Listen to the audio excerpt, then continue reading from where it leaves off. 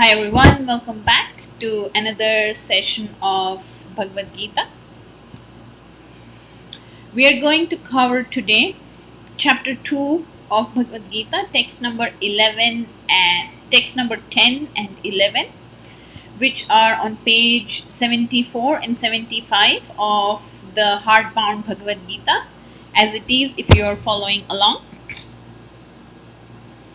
A quick recap from our previous session. We did chapter 2, text number 8, in which Arjuna is saying, my senses are filled with grief, and even if I get a kingdom which is equal in opulence to the kingdom of heaven, what am I going to do when I don't have my family members with me? The grief will be so much for me that I cannot satisfy, or I cannot deal with that grief. Who is the man in Krishna consciousness? The man in Krishna consciousness is the man who knows the science of Krishna. What is the science of Krishna? Science of Krishna is knowing what are the real problems in life and how to solve those problems.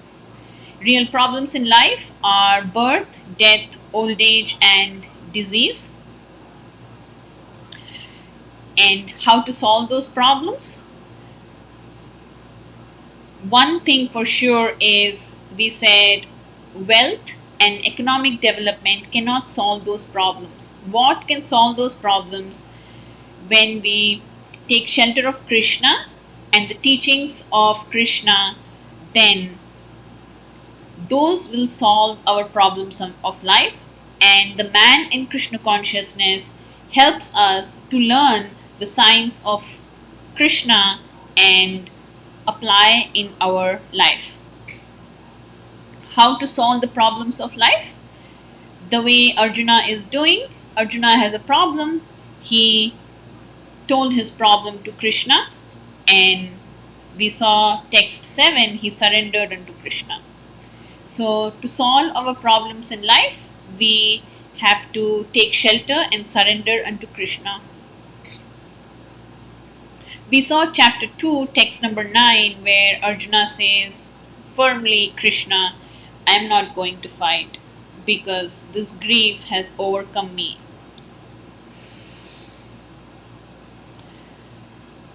Now remember, this is a story being told by Sanjaya to Dhritarashtra. Dhritarashtra is the blind king. He's sitting in the palace, and Sanjaya is narrating this whole story of Bhagavad Gita to Dhritarashtra. Sitting in the palace because Sanjaya was given the vision to see the whole scene happening on the battlefield, sitting right there in the palace. And Dhritarashtra is very joyful when he hears that Arjuna is not going to fight. Why? Because when Arjuna is not going to fight, then his sons are going to win the battle. And he is joyful. And that joy is frustrated because Sanjaya, his minister, he tells him, hey, wait, Dhritarashtra. Arjuna at the moment is overcome by grief and he is succumbed to lamentation, but he will very soon be relieved of this lamentation. Why? Because he has surrendered to Krishna, and he will be enlivened in the knowledge of self-realization. So that's how far we have gone. Agenda for today is we will do chapter 2, text number 10,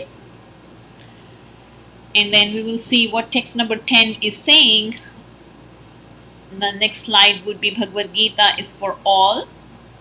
Then we will do text number 11, and text number 11, Krishna is speaking. So we will discuss a little bit about what Krishna is speaking in text number 11. We'll start with prayers.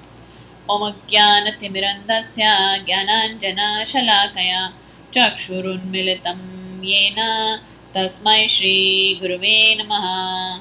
I offer my respectful obeisances unto my spiritual master, who, with the torchlight of knowledge, has opened my eyes, which were blinded by the darkness of ignorance.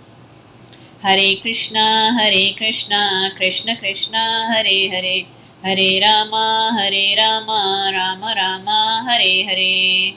My dear Lord, and the spiritual energy of the Lord, kindly engage me in your service. I am now embarrassed with this material service. Please engage me in your service. Chapter 2, text number 10 reads, O descendant of Bharata, at that time Krishna, smiling in the midst of both the armies, spoke the following words to the grief stricken Arjuna.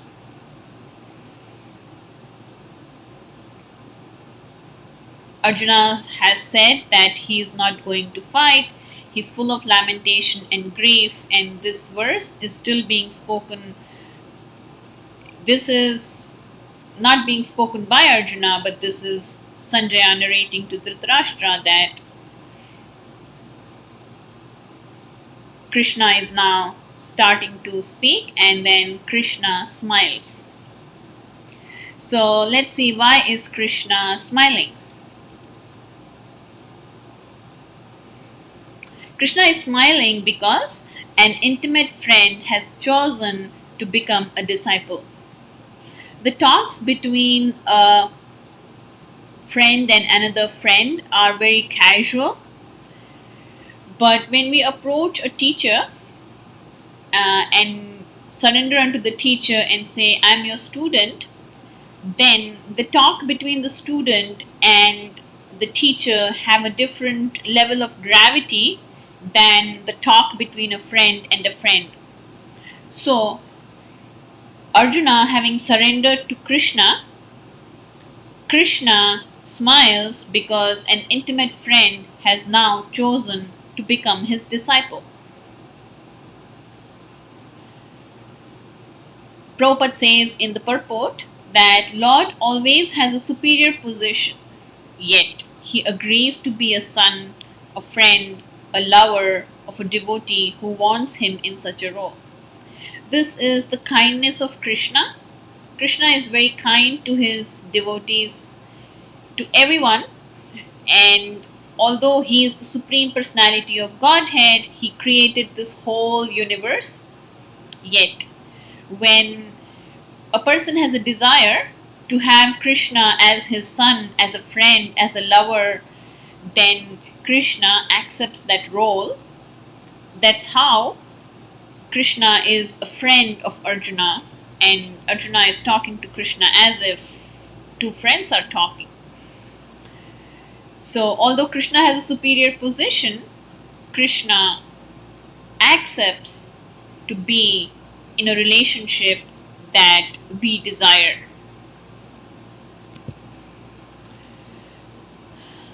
And when Arjuna surrendered to Krishna, Krishna starts to speak. Krishna speaks in front of both the armies. So the conversation between Arjuna and Krishna is not happening in private, it's happening on the battlefield of Kurukshetra. So the talks of Bhagavad Gita are not for any particular person, society, or community, but they are for all. Because apparently the whole world was there on that battlefield, split into either Pandava's side or Kaurava's side, and they were ready to fight. There were thousands and millions of people, and this Bhagavad Gita was spoken amidst all those people. So the talks of Bhagavad Gita are not for any particular person, society, or community, but they are for all, and friends or enemies are equally entitled to hear them, because Krishna didn't shut down the Kaurava side. He spoke when Kauravas were also present, and he spoke to the friends and to the enemies. People who thought Krishna was their enemy and they were on the opposite side ready to fight. Krishna also spoke this knowledge of Bhagavad Gita to them.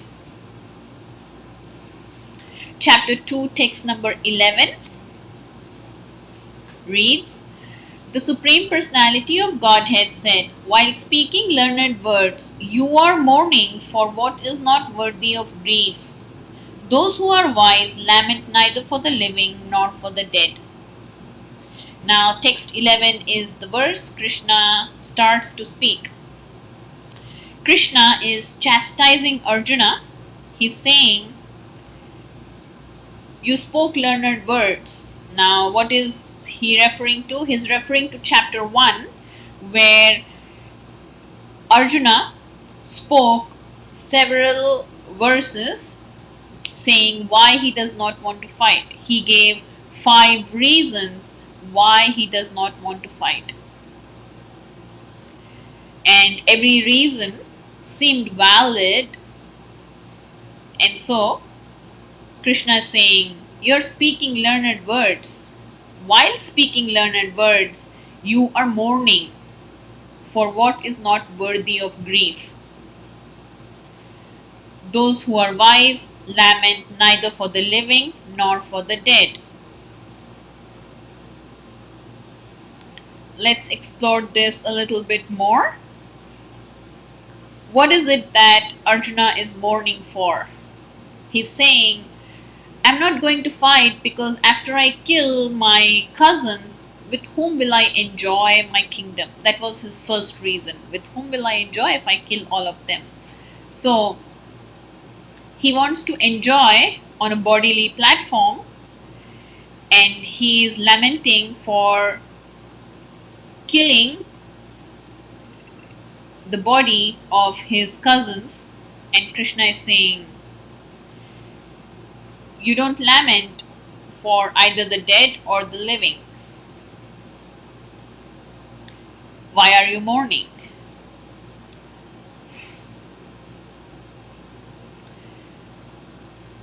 Krishna describes knowledge in this verse. The definition of knowledge Krishna gives is, knowledge means to know matter and spirit and the controller of both. This is a very important definition because this is our foundation and we will build on this foundation going forward. Knowledge means to know matter. What is matter?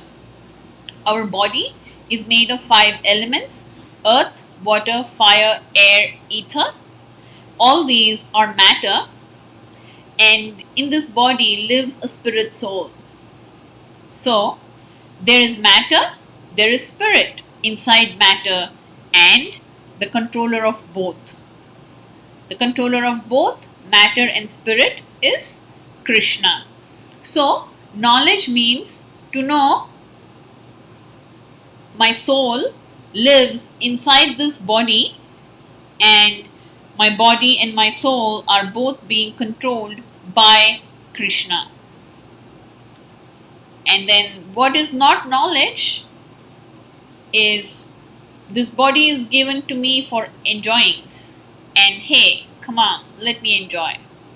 Forgetting that I'm not the controller, I'm not the enjoyer. If Krishna is the controller of my body and my spirit, then he is the enjoyer, and I am the servant, and I look for opportunities how I can serve Krishna. So we are getting to know knowledge. Going forward, Arjuna argued. He argued in chapter 1 that religious principles are more important than politics. What are the religious principles? He said, "Hey Krishna, if I kill these people, then the men in the family die, the women become widow, and the women will be susceptible to being polluted by other men. And when that happens, there will be unwanted population, and the whole society gets corrupted. When the whole society gets corrupted by unwanted population, and there are no elders in the family to teach family traditions, the family traditions get destroyed, then the forefathers who are stuck in a ghostly body, apparently there is a ceremony called Shraddha ceremony, which is done to free the ancestors from their previous sins. He's saying when elders don't teach the youngsters that these ceremonies need to be done, then the ancestors of the family are ruined. So Arjuna is arguing that religious principles are more important than politics. Krishna, you're just asking me to fight and win a kingdom, which is politics. Religious principles, to uphold religious principles, is more important than politics. That's Arjuna's argument. And Krishna is saying, but he did not know knowledge of matter, soul, and supreme is even more important. So, more than politics, more than religious principles, is important to know that there is a soul and there is this body. The soul resides within this body, and Krishna, the Supreme Personality of Godhead, is the controller of both the matter and the spirit. Krishna is calling him, Arjuna, a fool because Arjuna is lacking in that knowledge. Arjuna is behaving as if he's lacking in that knowledge to show us and for Krishna to speak what is knowledge. So, because Arjuna was lacking in that knowledge, he should not have posed himself as learned man. So, Arjuna is talking learned words and Krishna is calling him a fool because Arjuna does not know knowledge. That is our situation also. We are engrossed in acquiring wealth and economic development. We are not aware when doing our day to day duties that I am not this body, I am the soul living inside this body, and controlling both the body and the spirit is the supreme, the controller. And Krishna is speaking this knowledge through Arjuna to us, saying, pay attention. There is a knowledge which is higher than the basics that one needs to do, earn one's living and make make our life make our life comfortable in a way that we are not disturbed. But making life comfortable is not the goal of life. There is a knowledge higher that we all need to seek while we are doing our basic stuff. Higher than that is this knowledge. And Arjuna is being reminded of this knowledge by Krishna. So we saw text number 10, where we saw Bhagavad Gita is for all. Krishna speaks the Bhagavad Gita right in front of both the armies, and Bhagavad Gita is not sectarian, it is for everybody. We saw text number 11. Krishna starts to speak in text number 11, and Krishna is saying, Arjuna, you are speaking learned words, but you are actually a fool because you don't know knowledge. Knowledge is matter, there is spirit, and there is one who is the controller of both matter and spirit. Please feel free to send in any questions if you have.